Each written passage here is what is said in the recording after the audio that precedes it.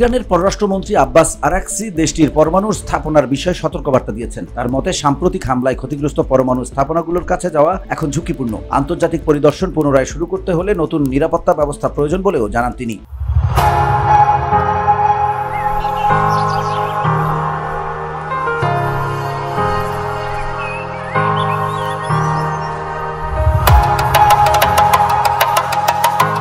বুধবার প্যারিসে ফ্রান্স 24-এ দেয়া এক সাক্ষাৎকারে আরাকচি বলেন, নিরাপত্তাজনিত কারণে এখন এই স্থাপনাগুলোর কাছে যাওয়া বিপজ্জনক। সেখানে অবিস্ফোরিত গোলাবারুদ রয়েছে, পাশাপাশি রেডিও অ্যাক্টিভিটির ঝুঁকিও আছে। তিনি জানান যে কেন্দ্রগুলো হামলার শিকার হয়নি সেগুলোতে আন্তর্জাতিক পারমাণবিক শক্তি সংস্থা পরিদর্শন চালিয়ে যাচ্ছে। তবে ক্ষতিগ্রস্ত স্থাপনায় প্রবেশ করতে হলে নতুন কাঠামো ও উপযুক্ত পদ্ধতি দরকার।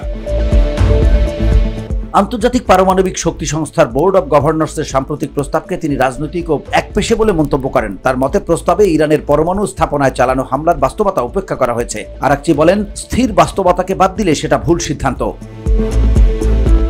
VOD Bangla news desk.